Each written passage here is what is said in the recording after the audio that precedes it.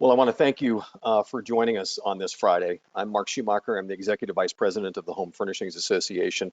And there's one thing that we've heard loud and clear over the last couple of weeks of this crisis is that obviously these are difficult times and uncertain times for you and your businesses.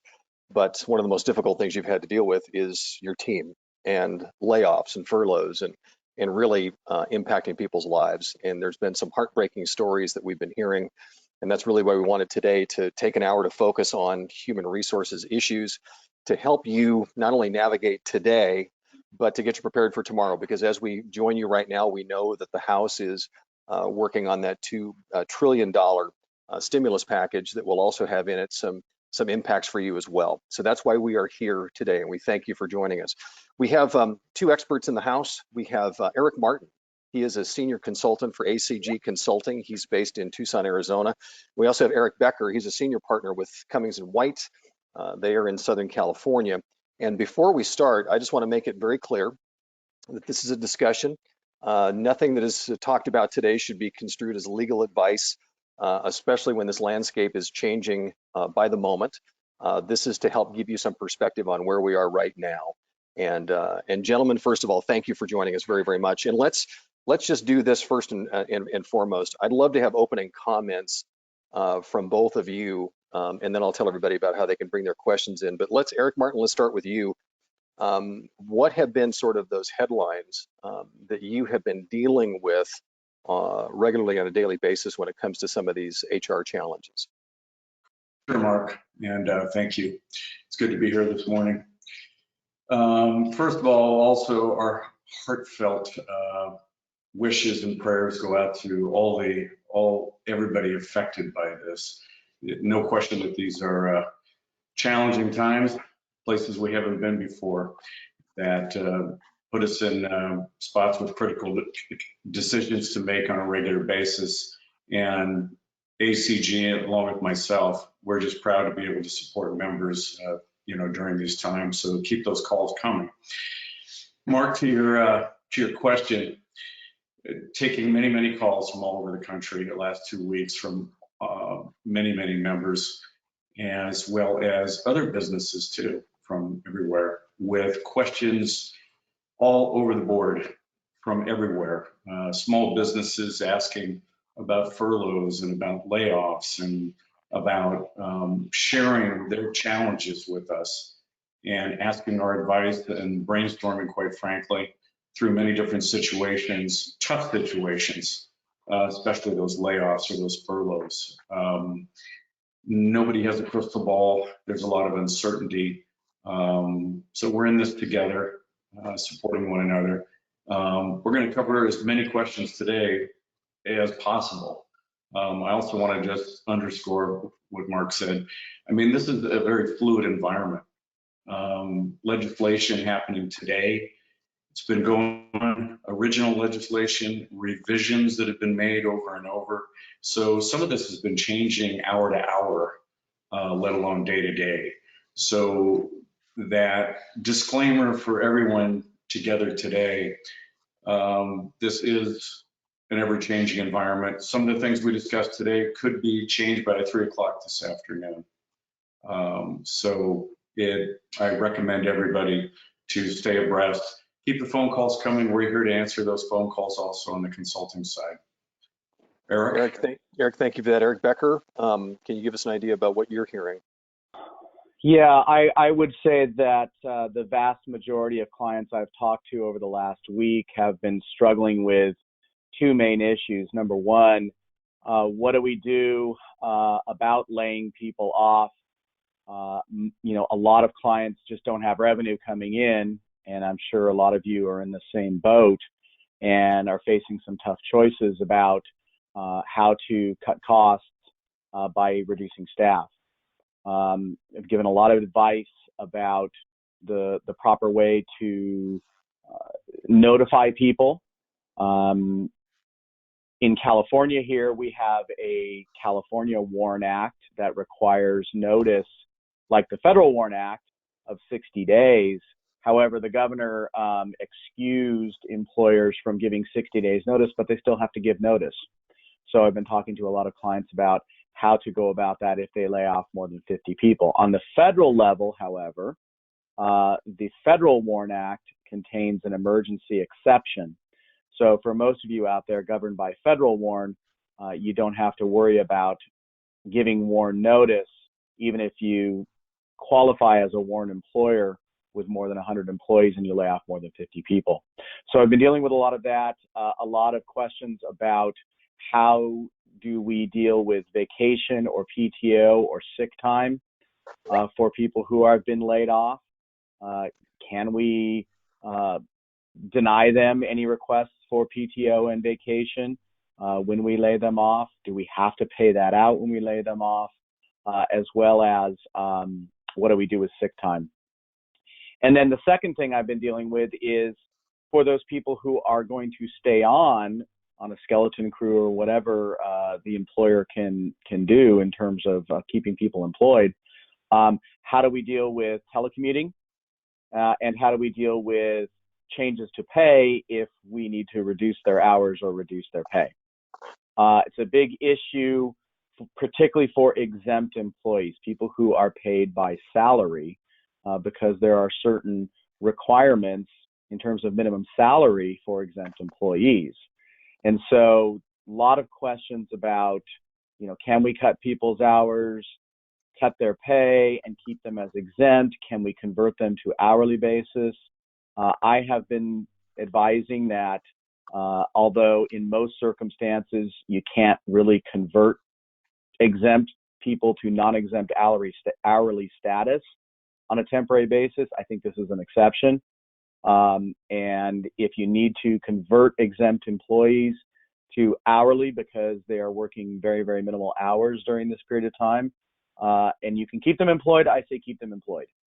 But those are the kind of things I've been dealing with, Mark, and it's a lot of, as Eric Martin said, a lot of uncharted territory. And one of the things I want to emphasize is that not only today in this webinar, but also in discussions with Eric Martin or myself, keep in mind that a lot of what we're doing is informed speculation. There's not a lot of guidance right now from the federal government on how some of these laws apply during this period of time. So when we're giving advice based on our best real informed speculation on how this is all going to play out. We are hoping that we're going to receive further guidance in the near future, but there's no guarantee of that in the next week. And I think that's a key thing to mention here. But really and truly, I think it's good for people to kind of have an idea, have some guidance as to how they should be preparing. Two things I want to mention, by the way. If you see me looking down, I am taking notes here. We are already getting some questions in. For those of you joining us, you'll notice in your control panel the ability to submit questions. Please do. We're going to try to get to as many of those as we can. Those that we don't get to during this hour, we will turn those into FAQs that'll be on our webpage later on. But gentlemen, let's just kind of jump into this because there are so many questions. And by the way, we'll save for the latter half of this really talking deeply about FMLA and paid sick leave. But let's get into some of these nuances right now because this is just such an interesting world that we're in right now. So here's a great question, and this is for those that are still in business or those who will be back in business in the coming weeks. Would an infected employee qualify to make a workers' comp claim if they think they were infected at the store? Now, there's people that are concerned that if somebody's infected in the store, is that owner of the store liable? So again, the question here is, would they qualify for workers' comp? So in most circumstances, when you gain an injury or illness, gain's probably not the right word, but when you suffer an injury or illness while you're engaged in work, that is a work-related injury or illness, and therefore you're eligible for workers' comp. I've received a lot of questions from employers about liability if they allow people to work and other employees get infected.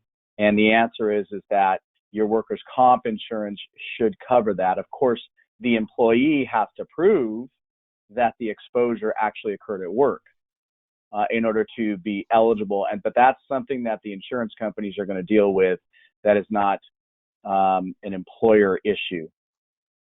And again, trying to prove where they came in contact with the virus is going to be a little bit of a slippery slope, but okay. Eric Martin, let me ask you this one. Great question here. It says, one of our employees self-reported that they came in contact with someone who they say tested positive for coronavirus. What is our role? Now, this is coming again from the business owner. What is their role when an employee self-reports that they came in contact with someone who tested positive for COVID-19? Well, first, I'm not going to, as an owner or manager of the company, I'm not going to want them to come to work. That's first of all. It's not the employer's duty to call the Health and Human Services Department.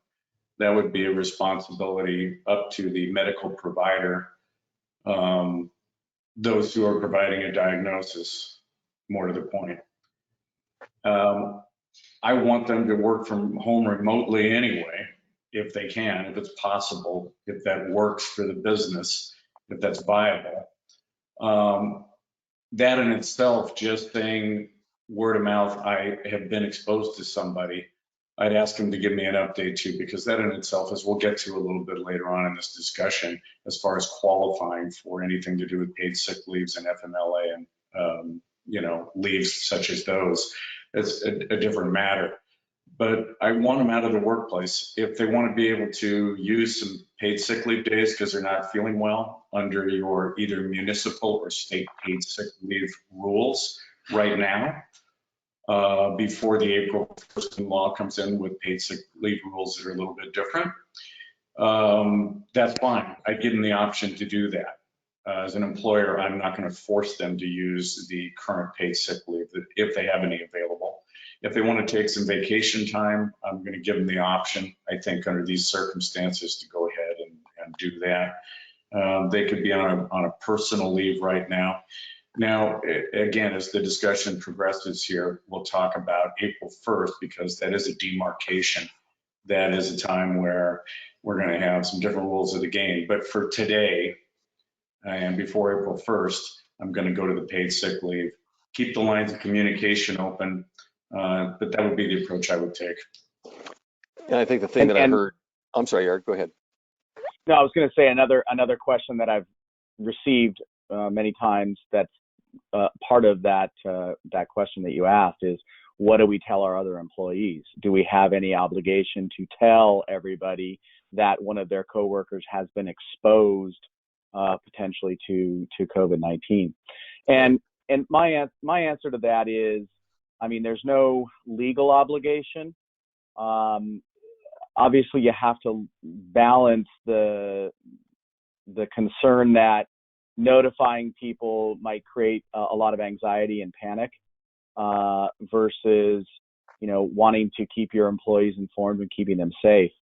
In this particular circumstance where someone has self-reported that they came in contact with an infected individual, unless you had more information, such as they're now experiencing symptoms or something like that, I would probably say it doesn't make sense to notify all the other employees because it's really speculative at this point whether this individual employee either is a carrier or has COVID. So that would be my take on that. And the underlying thing that I'm hearing you both say, and we've heard this talked about, but you guys are really emphasizing it here, is if you have the ability to allow them to work at home in these circumstances, to do that, because then you're taking the risk out of the business itself. And correct? I mean, is that just a good way to maneuver regardless?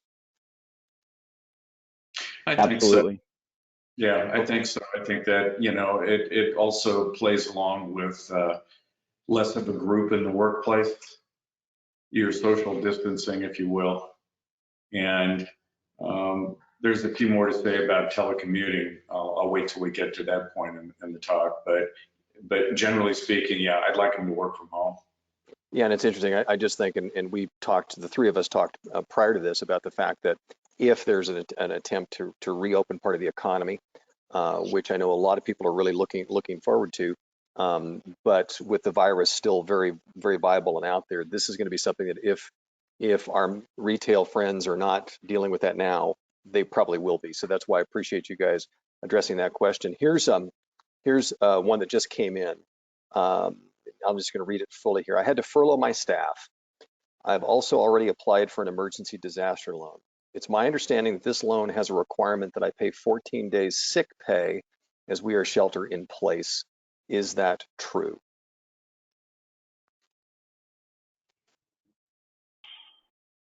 The emergency disaster under the, you're talking about under the SBA? Yes. Right. I'm sorry, Eric, you were saying? No, I am not aware of any requirement for the emergency loans that are already available if your area has been declared an emergency, and I think the entire country has now, that you have, that you have to pay 14 days of sick pay. I think that may be something that they're referring to the Families First Act, because that's the law that requires the 14 days sick pay. But I don't think those two are connected. Yeah, I would agree. There are some strings attached requirements on the SBA's based on the information, the most recent information I have, but those more are pertaining to keeping staff on or how much reduction of pay that you put in, equaling the amount of up to $10 million, I believe, is the maximum amount on these forgiven loans that are actually, people are calling them grants. But there are some, but I have not heard anything attached with the paid sick leave as right. part of And it. yeah, and just to clarify, there's two different types of loans that we're talking about here. One are the emergency loans that are already available. The second that Eric just alluded to are the loans that are going to be available under the Senate stimulus plan that is supposed to pass today. And those loans have some requirements in terms of loan forgiveness regarding keeping people on and paying them salaries. But as far as just the straight emergency loans, I don't believe there's any requirement for paying people paid sick leave.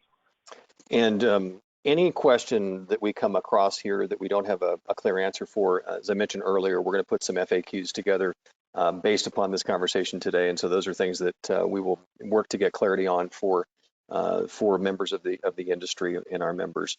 Another question here to roll into. Can an employee refuse to come to work because of fear of infection?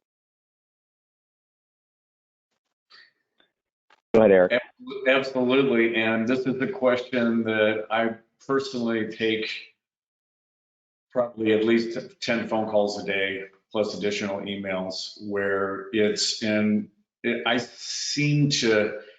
sense that it started about in the last 10 work days, where it became really a trend, where employers are calling saying that people say, I don't want to come to work because I'm afraid about getting sick. Not because they heard somebody was infected within the workplace, but simply because that's their position. My response, my guidance to employers, again, like I said a little bit earlier, is that's okay. We're not forcing you to come to work during these times. You can use that available paid sick if you've got a headache or you're not feeling well. Under the regulations of the existing paid sick leave right now, you can use vacation if it is available, or PTO, accrued benefits such as those. You can go on a personal leave if that's what you need to do. And I'm going to assign you to work remotely and give you the tools necessary to do that, to assist you, if it's a fit for the business. Not everybody is a fit. Telecommuting, telework is not an entitlement. Whether we're talking about it during coronavirus times or any other time.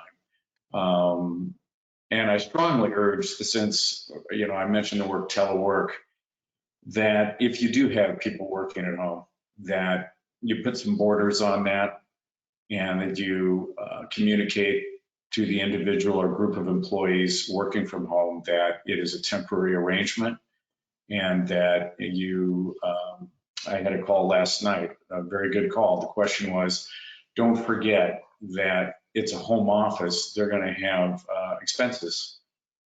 And so they'll probably be minimal. We're talking about a fraction of what they pay on their monthly phone bill for their cell phone for the provider, possibly some toner for the printer if they need to print documents, so, as an example.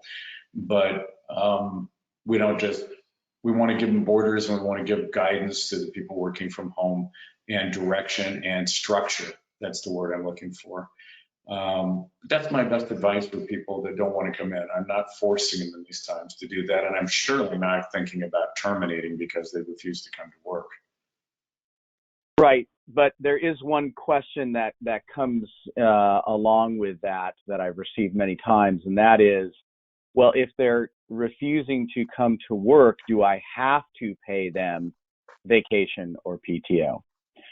Because a lot of businesses are dealing right now with a cash crunch, and they're worried about, hey, if I've got to come out of pocket right now and pay out this vacation, that drains my reserves.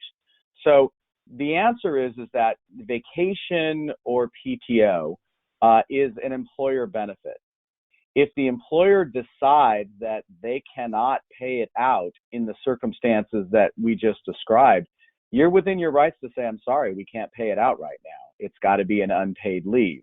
Now, in certain jurisdictions, California, Washington, some other states, there is a paid sick leave law that would entitle employees to take sick leave, whether that's a separate sick leave allotment or part of their PTO, for that time off that they're taking because of their fear of coronavirus. But in terms of vacation, if you don't have the money to pay out that vacation, then you can tell the employee, look, I'm going to accommodate you.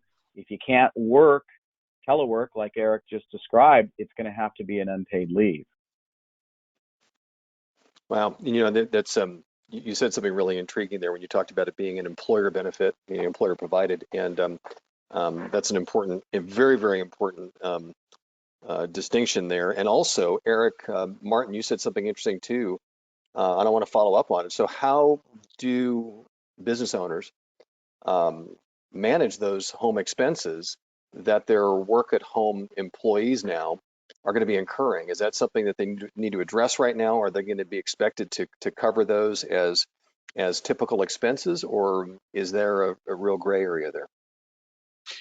Well, I call it a model for administrating employees working from home is that it's different for many of them that have never done it before, first of all. And I think the ground rules need to be established on the front end between both parties so that they have an understanding. And there are going to be challenges. Some people don't work effectively or well from home. It's uncomfortable for them. They're distracted by activities around the house, especially because a lot of kids are home right now because all the schools in the country are closed. But you want to establish what any costs may be. I think the cell phone is going to be the number one. Most people have their own desktop or their laptop, their equipment at home.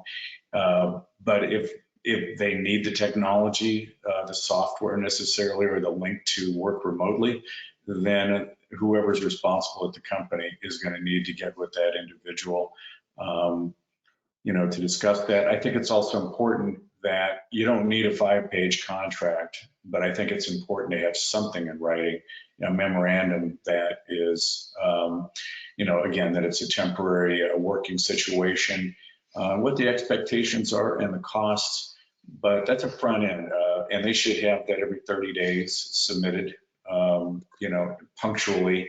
We don't need to let these expenses accrue and hang out there for 4 months. Thank you for that. That's great clarification. Because we actually, as you were talking about that, we had a couple questions come in related to that very thing. Let me ask you this one too. How much can I ask my employees about their health? This is a slippery slope. Guys, what do you think? Well, you've got a couple things going on there. Number one, you've got HIPAA and protected health information. Any information that you gain from an employee needs to be protected from disclosure.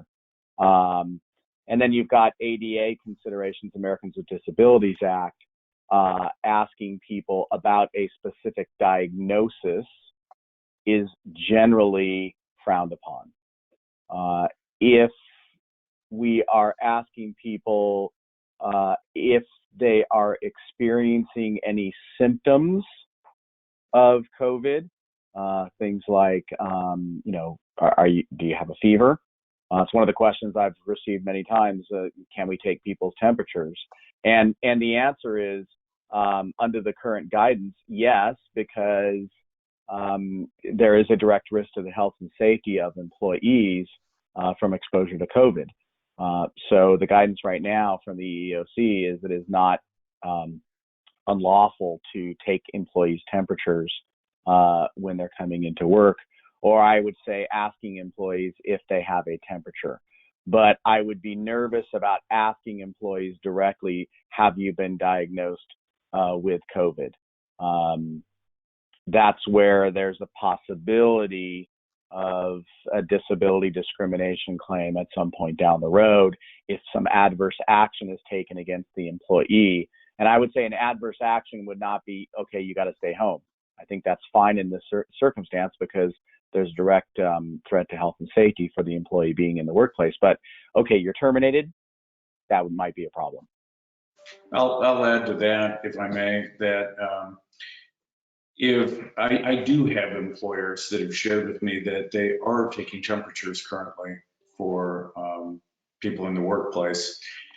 They have designated, which I thought was a good idea, they're centralizing that to people that are trained. And when I say trained, it means to respect what Eric Becker was just mentioning, HIPAA privacy, health privacy, confidentiality, and they need the chain of command. So if somebody does have a fever or is complaining aloud that they don't feel well, you have to have a game plan before going into that. I think that's going to be a better protection for the employer by far. And let's think about the practical side of things here. A lot of the answers to these questions that come in are really, they come up at other times as well. So if I see somebody that walks in with a fever or who I know is not feeling well, or has a real wet cough, it might be bronchial, and it's obvious to a reasonably thinking human being, I tell them to go home anyway, because I don't want them in my workplace anyway, regardless of what the outcome of what they might have, what issue health-wise. And that's my right as an employer to say, you know what, you're sick, you need to go home. And when you're ready to come back, you can bring a fitness for duty note from your doctor and we'll get you back to work. And here's, yeah, okay. here's we got a couple of real time. I'm sorry. Yeah. Yeah, real quick, because Uh-oh. Eric just mentioned something about a fitness for duty note, coming back to work. If someone is off because of COVID exposure, I hesitate to require a fitness for duty in those circumstances. Normally, under most employer policies, you say, hey, go get a doctor's note saying you're released to work. Our healthcare system is already overwhelmed in some areas and is going to be overwhelmed very soon. So I think in this circumstance, we have to trust and rely on employees saying, hey, I'm symptom free, I've been symptom free, rather than sending them to the doctor to go get a note. Doctors are not going to have time to write notes right now. That's true. Many are teledoc now. Yeah. I think, Eric, you just answered it. That was a question that you just answered. A question that just came through was about, about that whole fitness for duty question. But here's another question that kind of takes this even a little bit deeper. This is a retailer that says, wouldn't we need to know if an employee tested positive for COVID so we can notify employees that they are potentially exposed? So this is that fine line between, do we ask in order to protect other employees? Now, so where does that sit?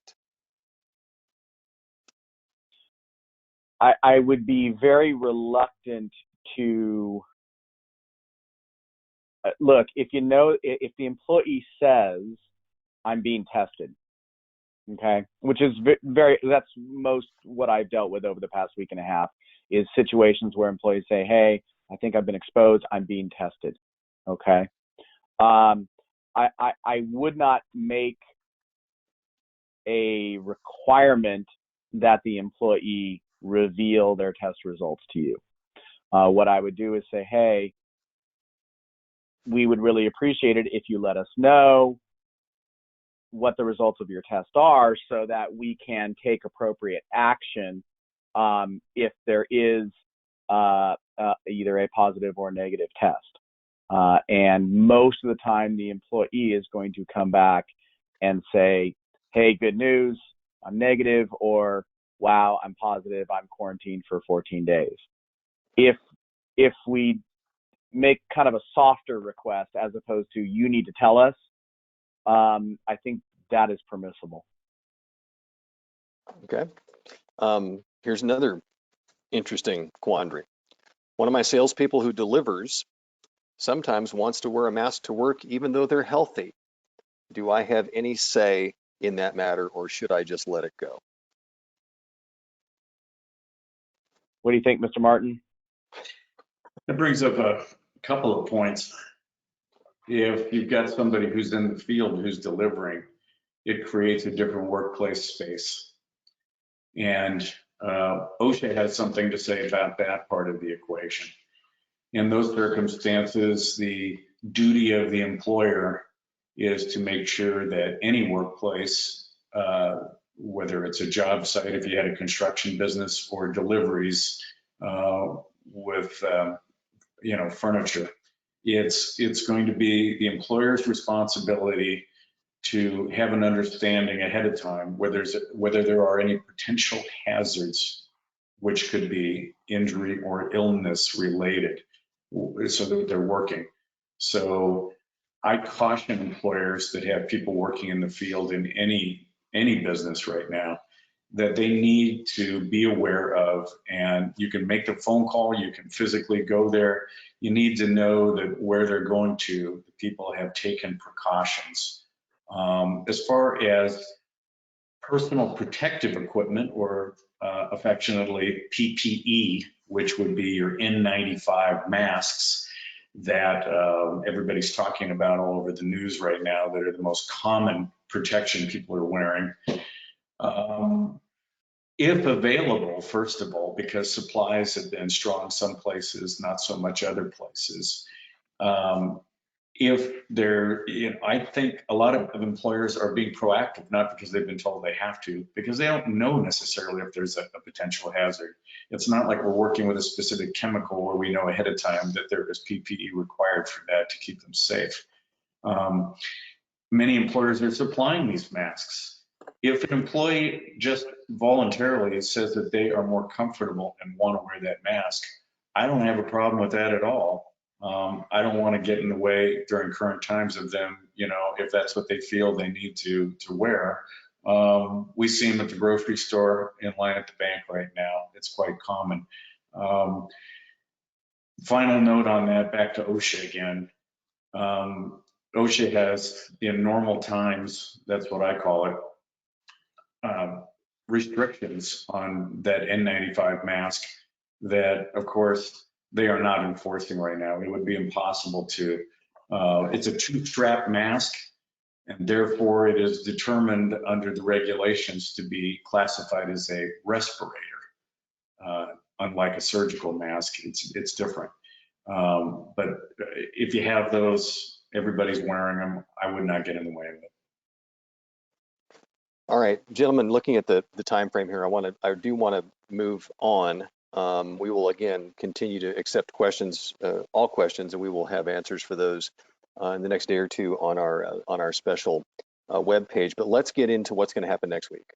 When April 1st rolls around, we know that on the 18th of this month that the Families First Act was signed into law. It expands a number of things: new federal paid sick leave, emergency expansion of the Family and Medical Leave Act, and expanded unemployment insurance provisions. So we've already had a number of questions coming in on this. Tell us how this changes the landscape and what are the things that businesses need to know and start preparing for now with that deadline, or that I should say that date of when this is all going to take effect happens next week. Eric, you want to take the paid sick leave first?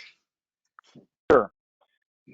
So effective April 1st, under this new federal law, the Families First Coronavirus Relief Act, or Response Act, excuse me, employees who experience an inability to work because of either suffering from coronavirus themselves, coronavirus symptoms, taking care of an individual who has coronavirus, or are under quarantine, either by a doctor or by a federal, state, or local quarantine order, or taking care of the kids who are off school because the schools have been closed due to coronavirus. All of those reasons are going to trigger an obligation on the part of the employer to give them paid sick leave.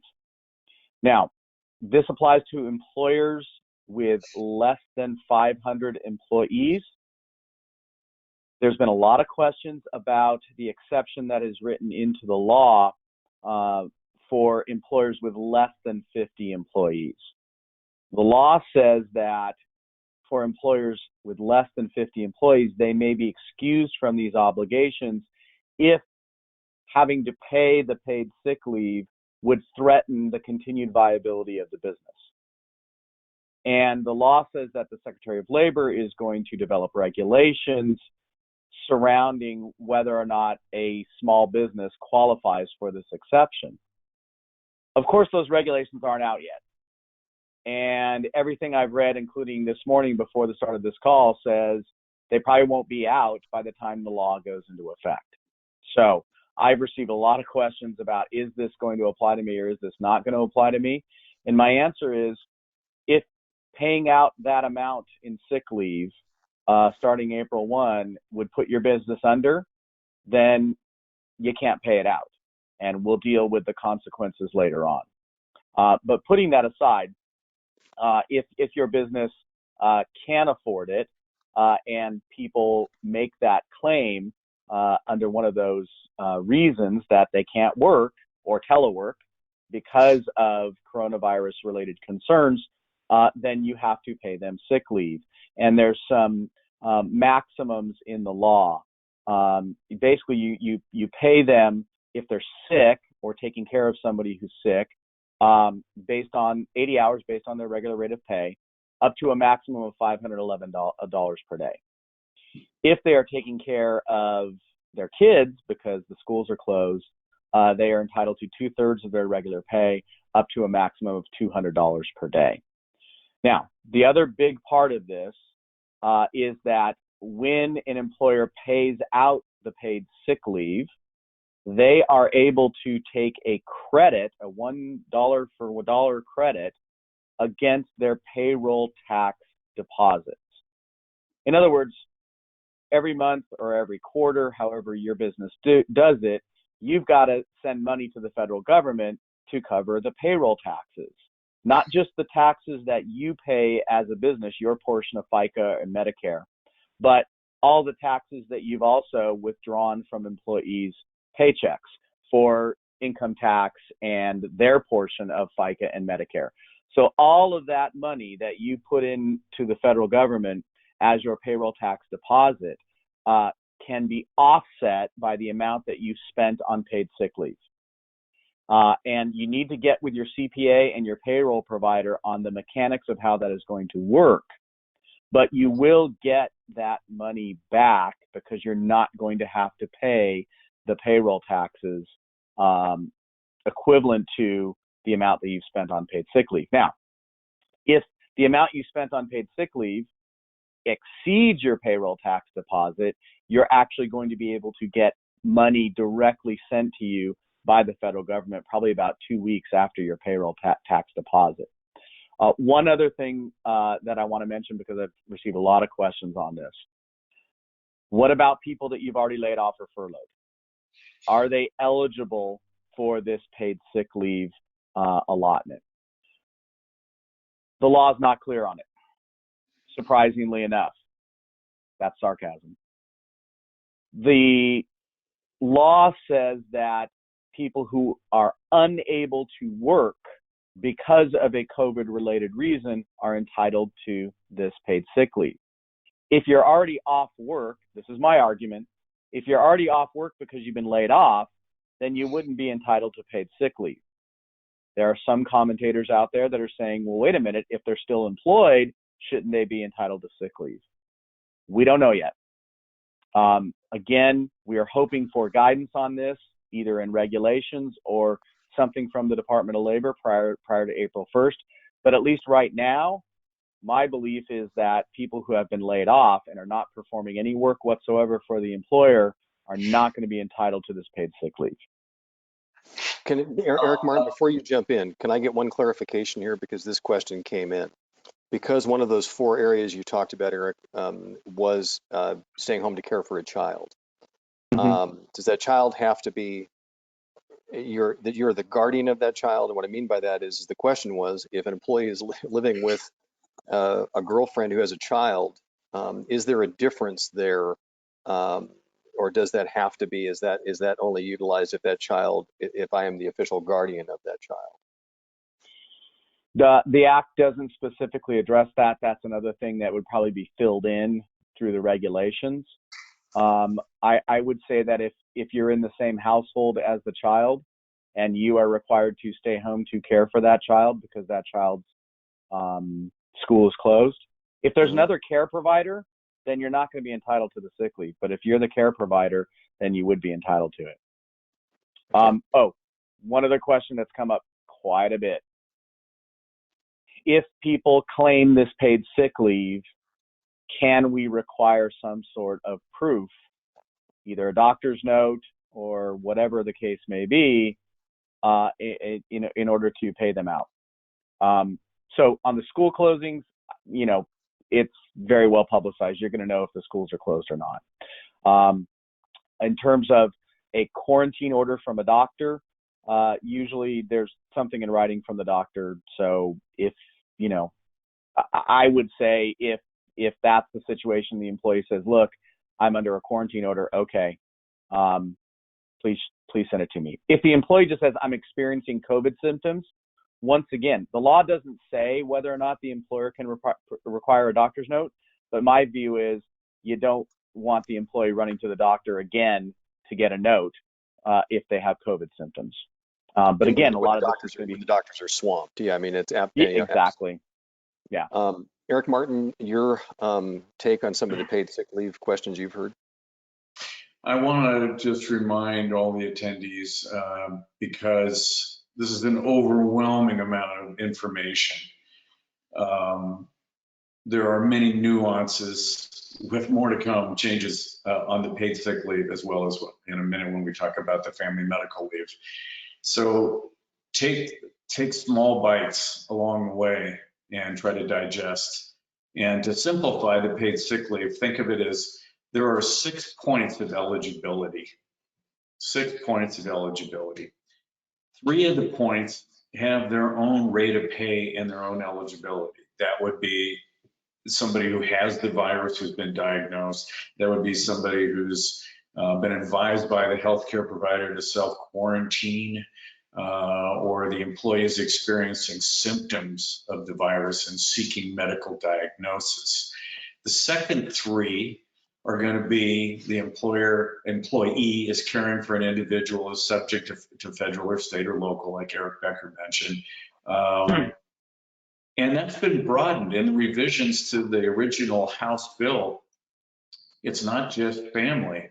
It's now, by most that I've heard from experts, quote unquote, out there, talking about friend of a family, close friend, somebody who's been infected and you're caring for them.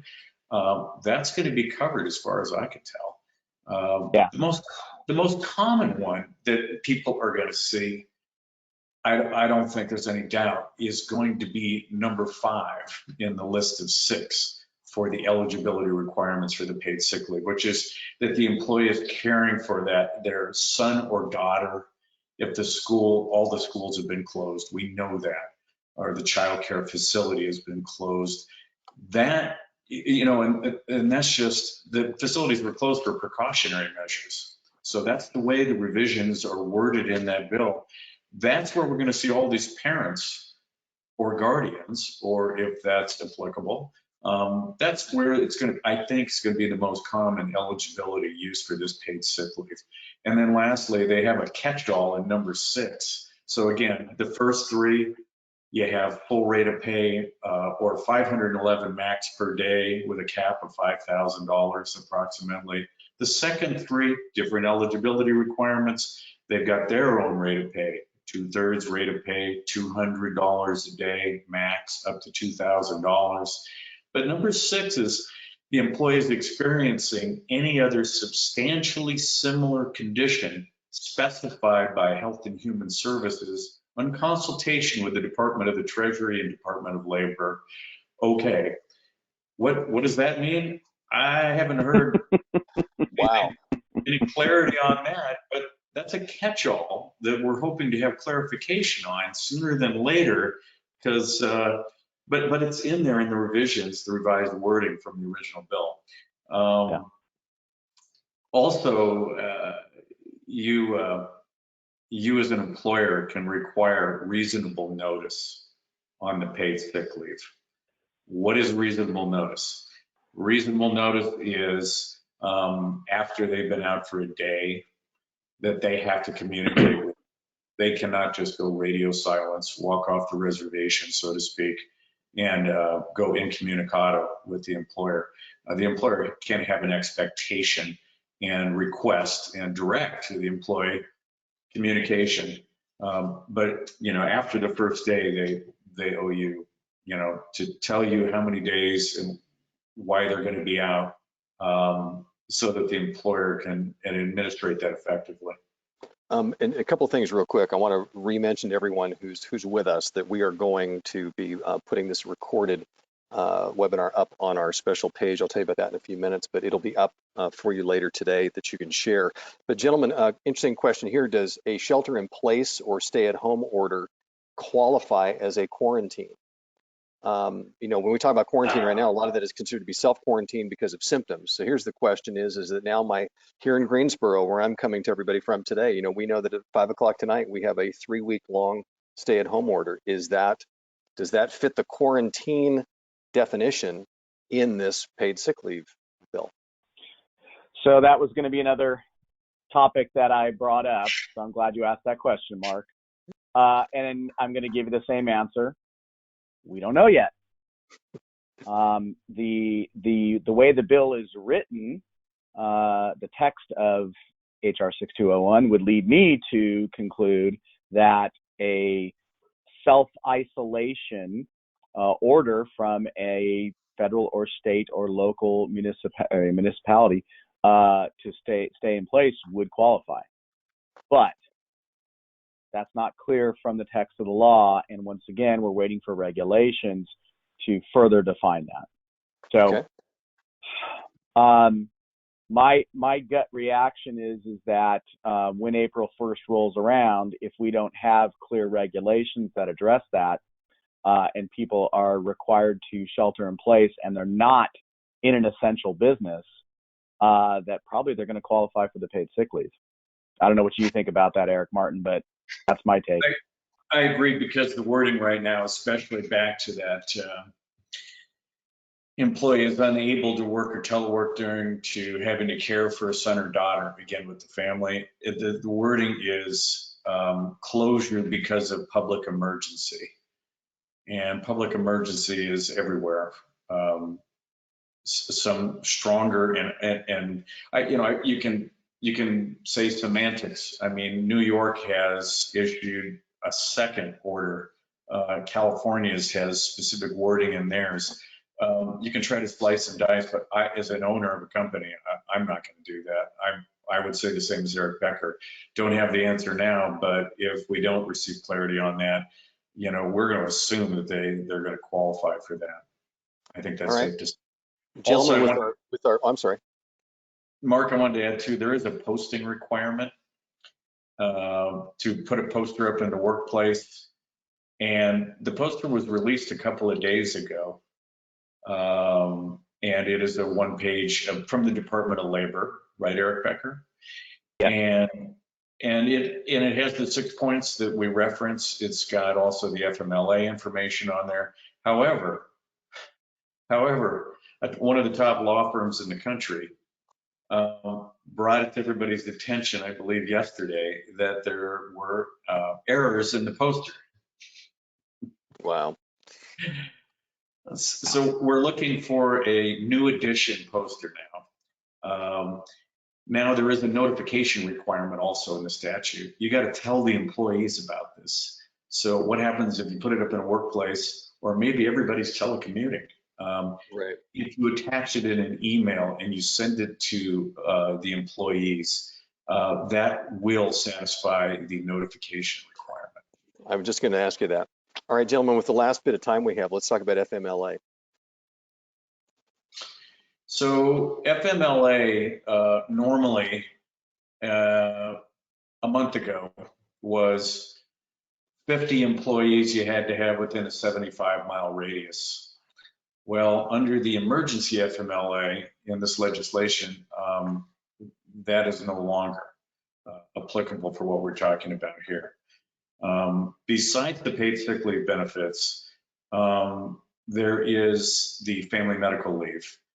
What exactly does that provide as far as benefits and leaves of absence for the employees? It is up to a 12-week job protected leave of absence, first of all.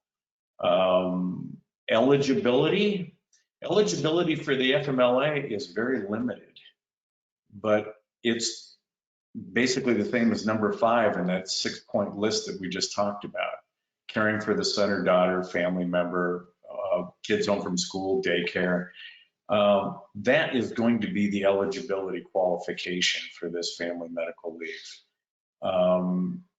If somebody is qualifying, which I'm sure they will, a lot of parents, for kids under the age of 18 years of age,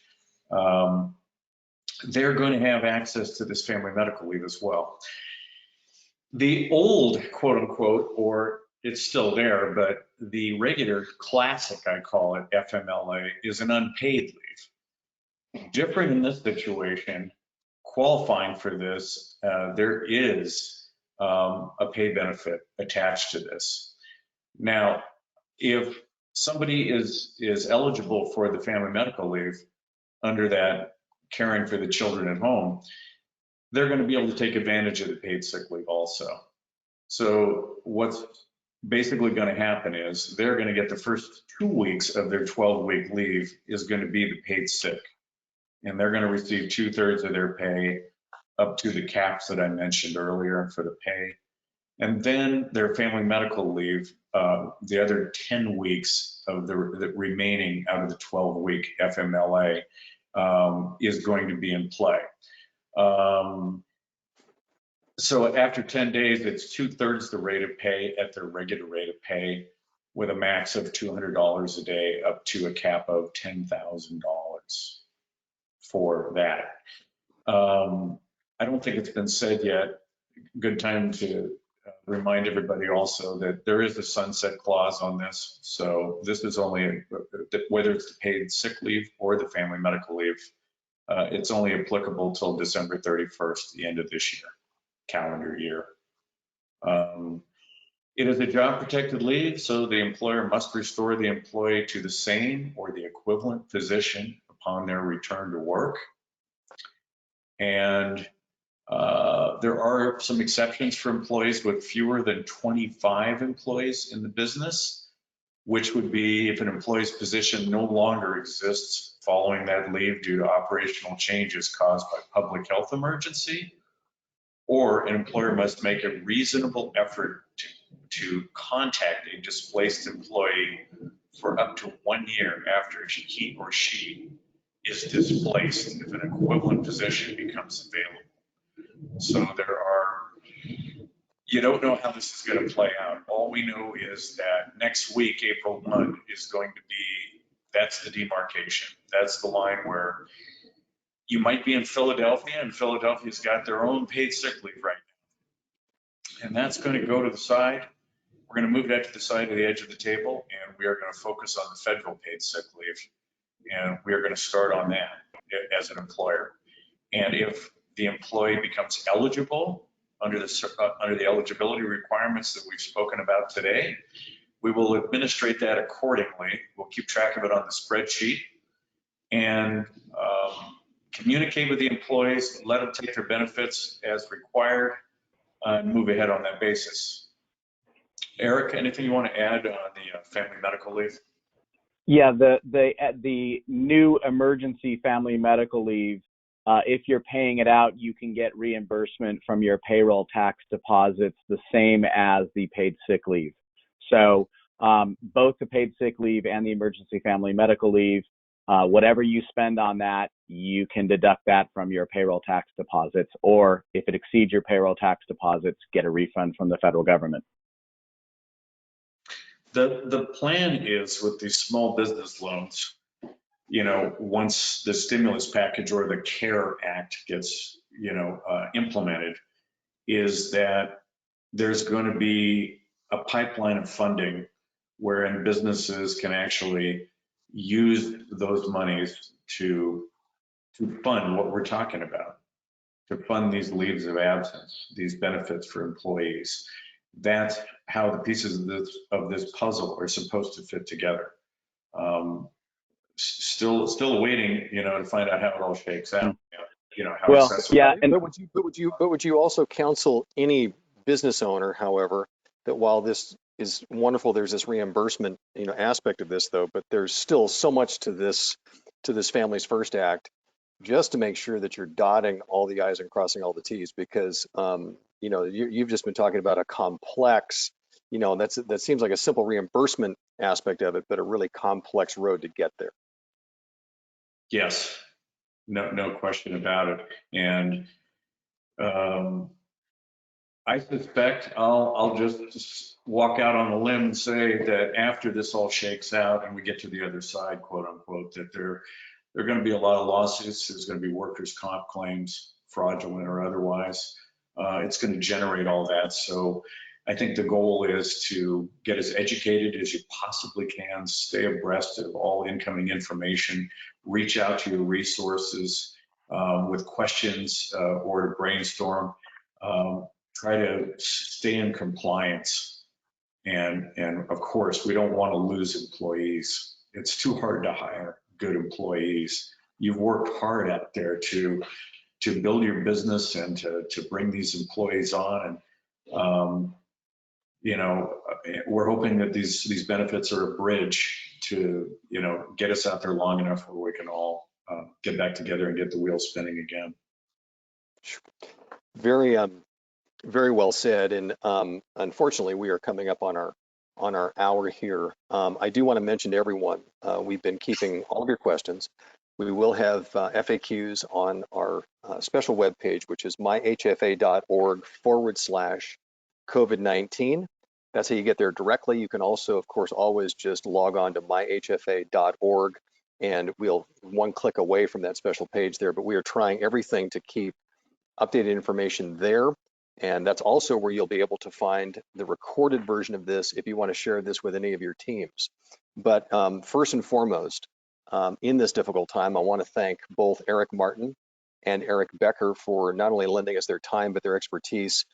We covered a lot of ground today. I know there's much more, but we did a lot. So gentlemen, I really appreciate that very, very much. And just want to say to everybody who's joining us today, we know that this conversation was really about taking care of your business and your people, but also we want to remind you to take care of yourself. The stress and anxiety levels everybody is dealing with are high, especially for those of you who are HR executives, store owners, you name it. So just know that. We want you to stay well. We want you to know that the Home Furnishings Association is here with you. Please keep up to date with us on that webpage. We're going to be covering everything, including that new stimulus package. Gentlemen, thank you very much. I'm Mark Schumacher. Thanks for joining us. Thank you. Mark.